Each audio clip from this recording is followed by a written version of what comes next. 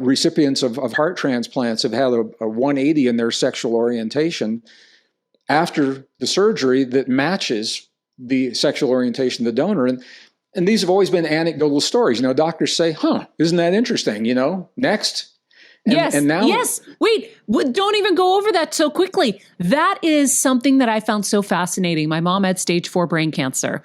And anytime I brought them something outside of chemo and radiation, where I was like, hey, this seems to be working. This other thing we're doing, you should probably share this with patients. Like, yep, great. And then moving on. Nobody wanted to look into it any further or try anything because this is the standard of care. This is what we do. And then but the funny part is 2.5, 3 years later, they were doing all the things that I was doing. And then coming to me like it was like this new discovery. I go, guys, I was telling you about this 3 years ago. Wait, what?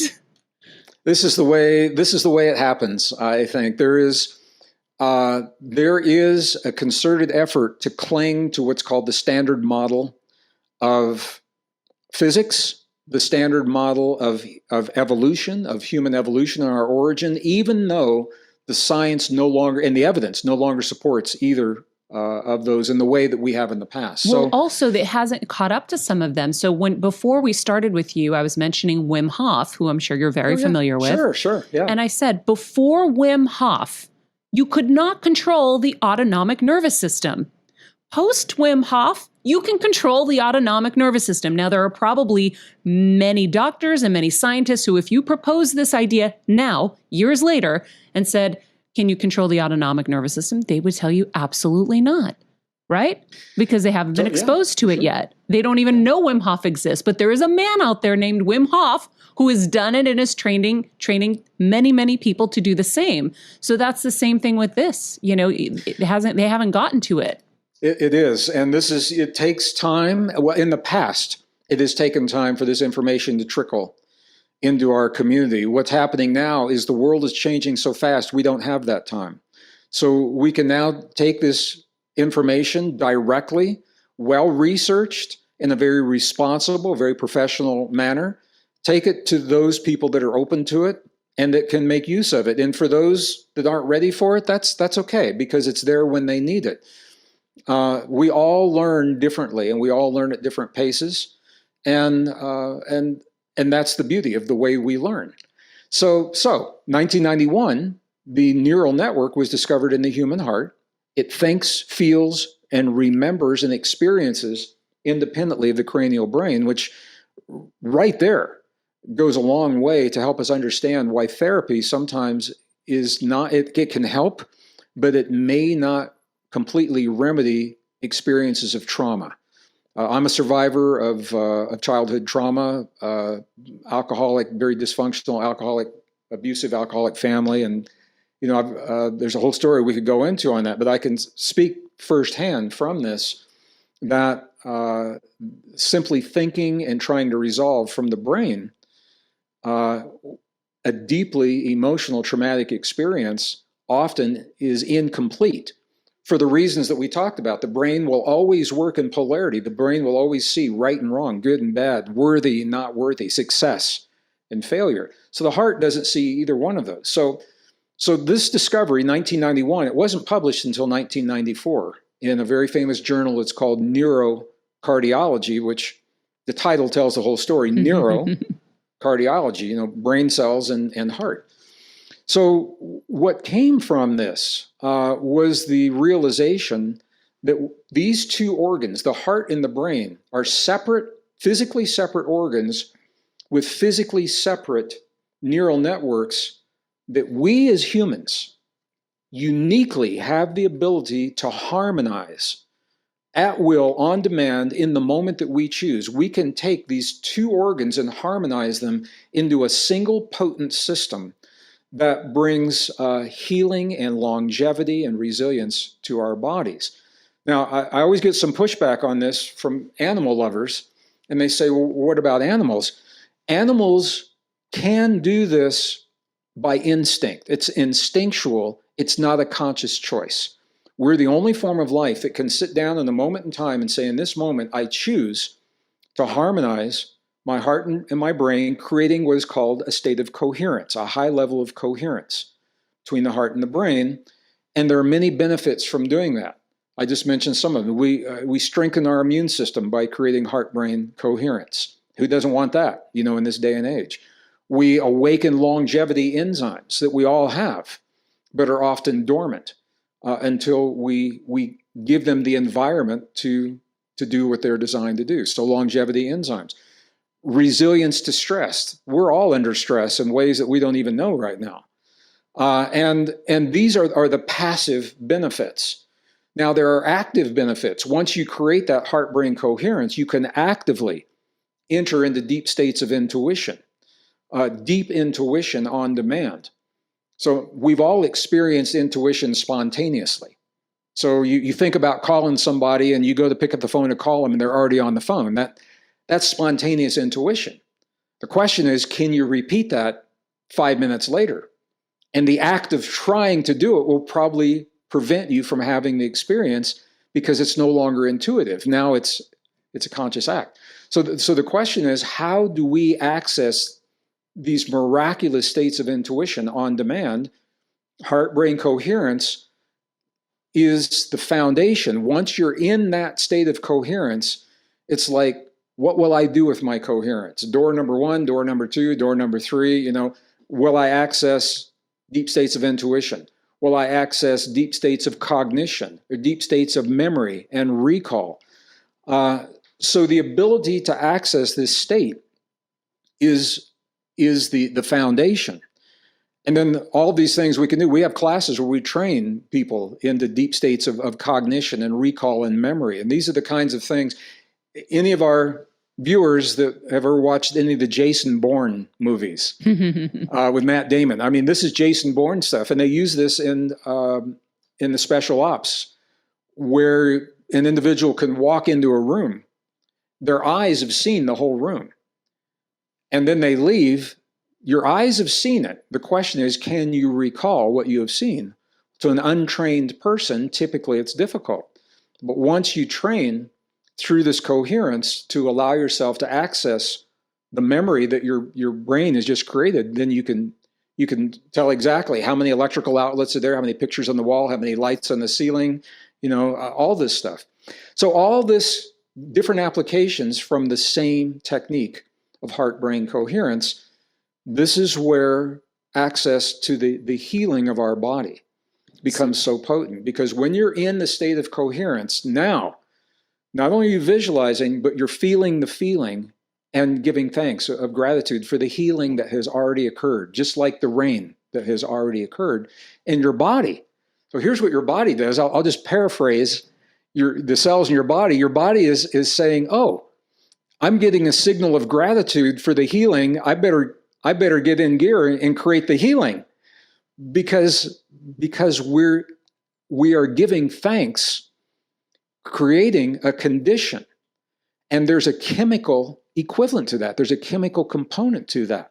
And so your body begins to create the chemistry that matches that gratitude, that matches that appreciation for whatever it is that you're thinking or visualizing. And I've done this so many times in my life. I continue to do it. And it's like a muscle, Maria. The more you do it, it becomes almost second nature. And for some people, and people have said this to me, they feel like they're lying to themselves if they give thanks for the healing, but the doctor tells them they're sick. They say, well, am I being honest with myself? And the answer is, you are being so profoundly honest on a level that is so much deeper than what the doctor is looking at. There's a root reason that trauma happened to you. Trauma is the universe asking you to heal yourself. That's all trauma is. And it's saying, what is the original problem that was created? So myself, right, I developed very early.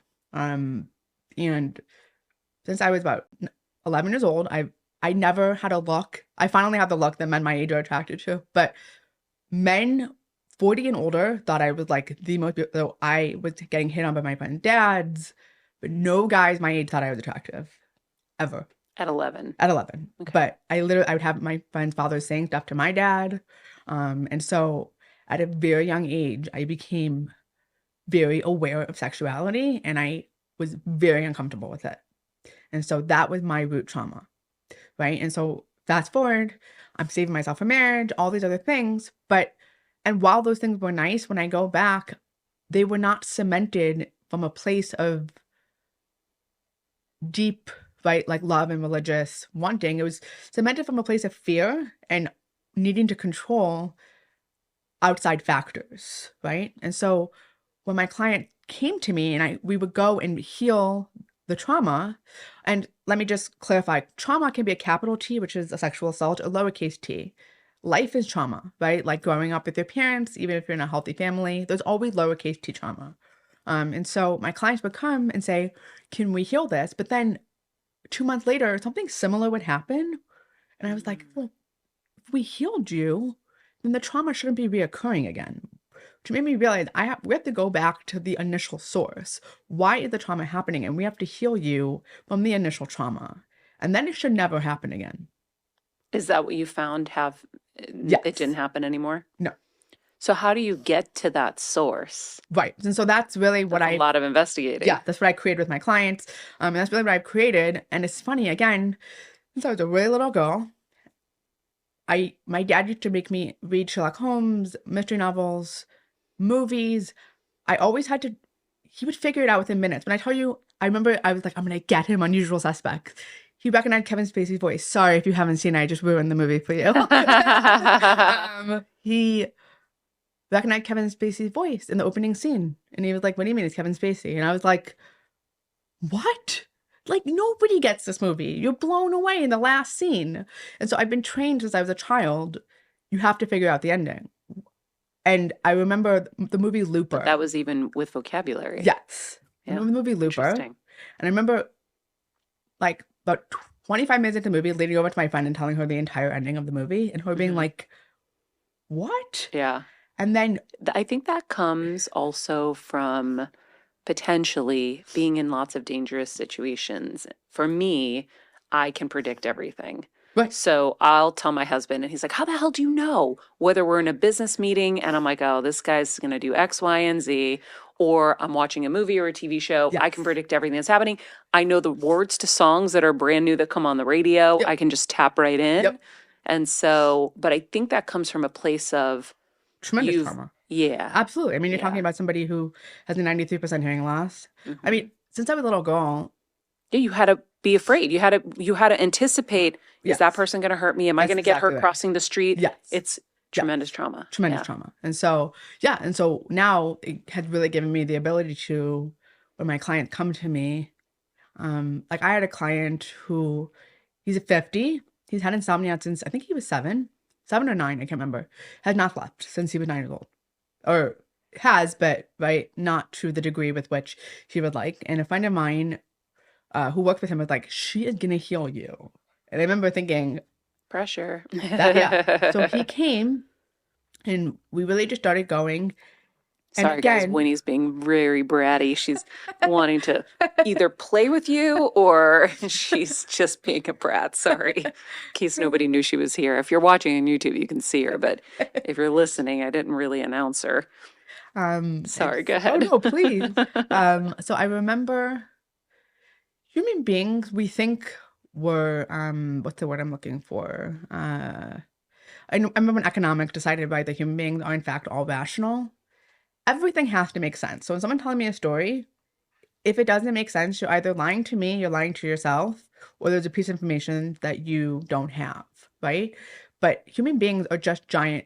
I always tell people, it was your mom in the closet and she hit you with a chandelier, right? Like everything has to add up. And so when people start giving me information, it can only be a finite number of options. So with this client, for instance, he started telling me about his family and his life, and the way he described his father was not possible. The man he described could not exist.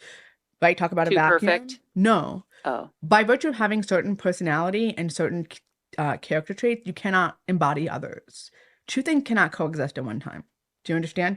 If someone's like aggressive and loud, they're not going to be really sweet and quiet, right? If someone's really afraid, they're not going to go and pick up hitchhikers on the road, right?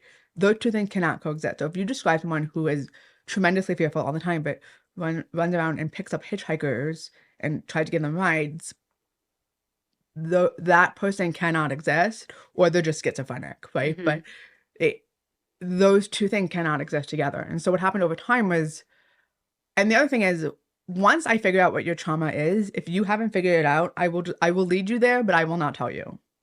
And so I remember he called me about 3 months in and he said, when did you figure it out? And I said, I figured it out probably about a month ago.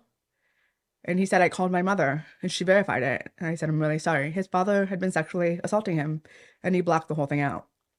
Wow. And he created two different people. And his mother never told, like they all knew, no one told him. They just hoped that he would just never and he just stopped sleeping. Wow. Yeah. This is like, it's funny. I've done some hypnotherapy, but it's not like this. No. And this is really, sounds like so healing. It is. I mean, that was really, I spent my entire life wanting real healing for myself. And people just saying to me, life is hard, right? Like you can't heal. And I was like, that is unreasonable and that's not fair. We are all here to heal. And I tell my clients that doesn't mean that life isn't painful, right? Babies cry. Pain is a basic and fundamental emotion. So if you experience something that's incredibly painful, 100%. We're not here to be stoic and just be like, oh, everything's amazing all the time. Yeah. But you are not here to have triggers, get angry, right? Fearful, all those other emotions. No. You should be able to exist in a life where you feel your emotions and then they pass through you and you move on. And that's life. That is the goal for me. Have you ever had a client that you weren't able to heal? One. But, and I Do they not want to heal? Well, yeah, she didn't want to heal, but and I realized this for my own self. I could not heal in a way that I always say my dad's greatest gift to me was passing. He was so much larger than I was. And if I had told him about regressive neurotherapy, he would have laughed in my face. I mean, you're talking about a man that needed scientific evidence for everything and had a perfect photographic memory. So had also read everything there was to read. So you would say something and he would say back to you, I read that already and that's factually incorrect, right? And so regressive neurotherapy when I started out, was just this like esoteric, I don't know where I'm going, but it's going to be amazing type of thing, that he just would have grounded me in a way that I would have been afraid to take off. And so one of my clients who came to me, her father is world famous and arguably one of the greatest minds of the 21st century. And she could not get out of his shadow. And I remember thinking to myself, well, I'm going to try. And I told her, but I remember being like, unfortunately, I don't know if we're going to be able to get to where you went to until he passes. And it was really sad for both of us, but she really understood that. Parents just, sometimes they're just larger than life, literally. Wow. Yeah. Did he pass? No, thank God he's still with us. And she's always welcome to come back. And I really helped her, but the level of healing that she wants, I genuinely don't know if it's possible. Wow. How are you integrating the coaching into this? Yes. So now, regardless, if people only want, for instance, one hypnotherapy session, this is what I do. I break up your life into 9 parts, and then I go through this with every single person. And then depending on where you want to go afterwards, I go different routes. I'll just tell you the 9 parts. So I break up your life into emotional, mental, physical, spiritual, family, financial, career, social, and time. And then I believe basically you are a Venn diagram and you have all those bubbles sticking out of you. And I asked you basically to go through each of those 9 categories and tell me about your desire. Because I believe that desire, which is the want for something in your life, is actually God talking to you. That every time you get a desire, it's God saying to you, you want this, I'm speaking to you. So when someone said to me that, well, what if you have an unhealthy desire? I would actually to go back to the root of what you think you're going to gain from that unhealthy desire, right? And you might come to love or hope, right? So even if you have an unhealthy desire, I would say to someone, follow the trail of what you think that desire is going to give to you. Because that desire, it just, if it's being somehow reprogrammed as unhealthy, it's still coming from I'm saying kosher, but a pure source, right? Mm-hmm. Sometimes we get a little bit blocked, and so we rewrite the desire, but the source is actually pure. And so anytime you have a desire, if you feel that it's inappropriate, follow the trail of what the emotion you're hoping to get or the purest source of that desire, and it will reroute you. But going back to the 9 points, desire is the name of the game. And so what I say to people is, in those 9 categories, what is your desire to change? Are there any desires? And then we break down your life and we say, according to the desire that you have to change, maybe it's all 9 categories, maybe it's only 1. And then I follow that trail because the desires will lead me to the root of your trauma. Wow. Because it's what you're missing. That's exactly right. My threat detector looks to the database and says, ooh, that's familiar. Maybe my cousin got eaten by a lion. Maybe I was attacked by a lion previously. Maybe my ancestors were attacked by lions.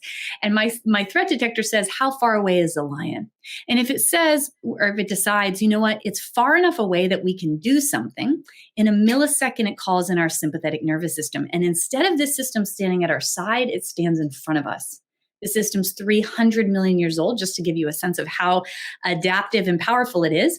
And when we're here, a lot of people spend time in this state. It's all about the doing. So my system's going to get amped up. My system is saying, I have to get away from this theoretical lion, let's say. So when we're here, our heart rate increases. We open up something called our vagal brake, which allows blood to rush to our hearts, and heart rate really increases. Everything in our body that is not necessary for survival begins to shut down. So our thinking brain starts to shut down because if I'm running from a lion, do I need to learn a new language or philosophize about existence? Of course not. And brains take a lot of energy. So we shut that off. This is why when you're here, if you try to read something, you might read an email 6 times and you're like, what am I reading? That's because your prefrontal cortex isn't working. So we shut that off because we need that extra energy for survival. Our immune system, do we need that to function? Like, no, who cares about a cold? Shut that down. Our GI tract, do we need that functioning? No way. Who needs to digest the berries I just ate? We need to survive.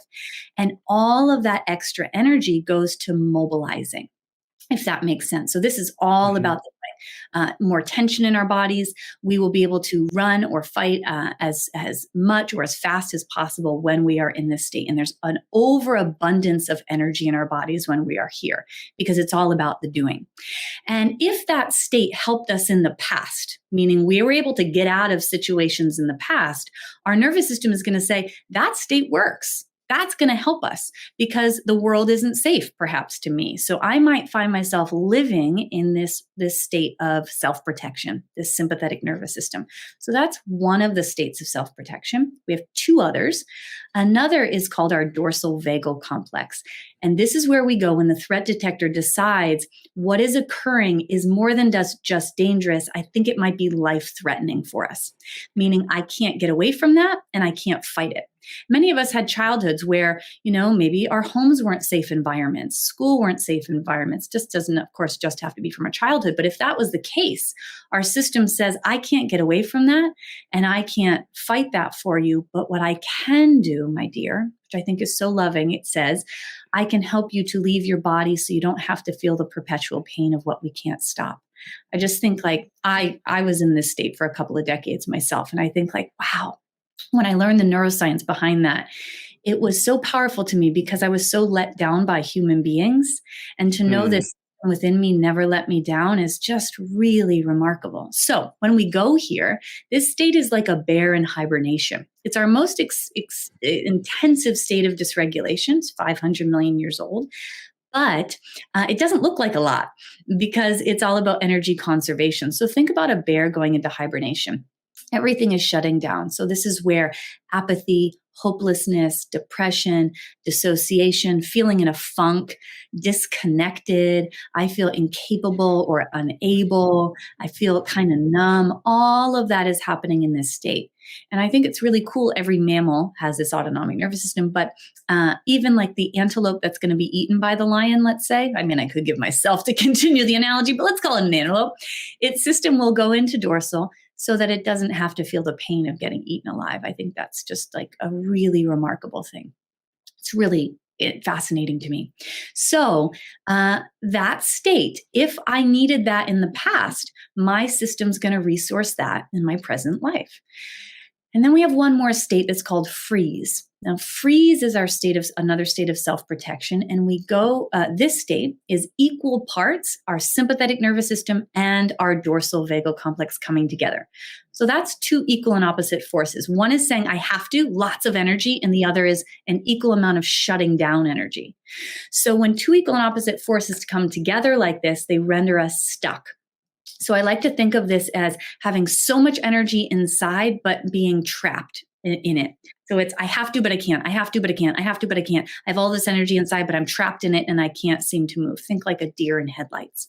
And so what occurs is, let's say I have all of these past traumas where it wasn't safe to use my voice. It wasn't safe to be seen. I was made to feel like I didn't belong. Anytime anything has any flavoring at all of those past experiences, any flavoring, then what's going to happen is my threat detector is going to say that in my present life is like what's in the receptacle of information. What did we need to do then? We're going to do the same thing now. All in a millisecond. We don't have any control over that because it's subconscious, the threat detector. And so for many of us, if we've got a lot of traumas in that receptacle of past information, anytime something has a similar flavoring in our adult lives occurs, our nervous system is going to protect us in the form of this active self-protection. So it's so important to understand, not only because we can't change what we don't know, but also because so many people have been made to feel like something is wrong with them. They're broken, they're dysfunctional. And in fact, the opposite is true. Neuroscience shows us that there's nothing dysfunctional about our systems whatsoever. They are incredibly intelligent. They are communicating to every cell and organ in our bodies when we are regulated or dysregulated. And I think that's just important to name because it's so common to feel that way, if that makes sense. Okay. I get it all. And I think, yeah, we all react in different ways. And I think for our listeners, I think everyone's pretty much hearing clearly that something happens in our bodies that we really can't control based on our past traumas. And I think all the reactions are different. And I know, Kelsey, you were responding. There's a test that you give too, Sarah, right? You give it on your website. Yeah. And not that I failed the test, I had a difficult time taking the test. And it was hard. The questions were hard. I want to go over that with you. And I said, okay, well, let me just take it from Maria. And then that was hard as well. So can you tell us a little about the test, Sarah, first? Then I want to have Kelsey, because Kelsey actually went through the test and where she ended up. And then what do we do with Kelsey? And then I'll tell you where I was struggling with the test myself. Mm-hmm. So I have it's a quiz. And it's not a quiz where, for anyone listening, some of us have a threat detector that says test quiz. Yeah, you're right. You're right. Sorry. You're right. I get shut down. It's just like, that's like a nervous survey quiz. Yeah. Okay. But anyway, the point of creating that is because we all have a specific state in our nervous system that we tend to hang out in the most, meaning we're most familiar to us. That is to say, we also can have combinations. Like in my relationships, I might go into my sympathetic nervous system. In my purpose, I might go into my state of freeze. So there can be a variety, but we all tend to have a predominant state that we hang out in. So the reason I created this quiz is because it's really important to gain an understanding of where do I hang out in my nervous system? And then we need to know what to do. That's the second part of this. Like, It's nice to know information, but that is not going to regulate your nervous system or resolve trauma or make you feel better in your life. So the way that we regulate out of each state is different, which we can talk about. So the reason I created this quiz is so we can understand where do I hang out most in my nervous system? And then how do I talk to that state in a way it understands so that I can come into regulation? That's the purpose of the quiz. Sarah, can you explain the difference between like the 6 states and then what you were just talking about? Like the big kind of 3, the dorsal, like what's the difference between those? Mm-hmm. So I gave you the predominant 4 states in your nervous system. So Got it. ventral, state of regulation. Then we actually have 3 states of regulation. So ventral. Then we have something called play. Play is a state where we're predominantly anchored in ventral, but we have think of it like a splash of sympathetic. And the reason why we want that is because we want variety to regulation. Like there's sometimes where was having my cup of coffee this morning, sitting with my dogs. I was just in ventral, but there might be times where I am, I don't know, maybe I'm dancing or playing games with friends or telling a joke to somebody or being silly, where I need more energy. So it's not just this more leveled out ventral. It has bursts of energy to it. So in order to have that occur, we need a little bit of sympathetic energy because sympathetic really is just mobilization. So play is what's called a blended state, predominantly anchored in ventral with a little splash of sympathetic. There's a 3rd state of regulation called stillness. Very, very important. And by the way, play and stillness are so important for a whole life. Because in order to learn, because people are probably like, play, I don't really like to play. What's the point of play? Play, the state of play, is how we actually learn new things. So play allows us to make mistakes, get things wrong, to not have self-judgment, to try things on. And if we're going to take steps in our lives, it's really important that we have the ability to do that. And play is what facilitates that. This podcast and all related content published or distributed by or on behalf of Maria Menounos or mariamenounos.com is for informational purposes only and may include information that is general in nature and that is not specific to you. Any information or opinions expressed or contained herein are not intended to serve as or replace medical advice, nor to diagnose, prescribe, or treat any disease, condition, illness, or injury, and you should consult the healthcare professional of your choice regarding all matters concerning your health, including before beginning any exercise, weight loss, or healthcare program. If you have or suspect you may have a healthcare emergency, please contact a qualified healthcare professional for treatment. Any information or opinions provided by a guest expert or host featured within website or on company's podcast are their own, not those of Maria Menounos or the company. Accordingly, Maria Menounos and the company cannot be responsible for any results or consequences or actions you may take based on information or opinions.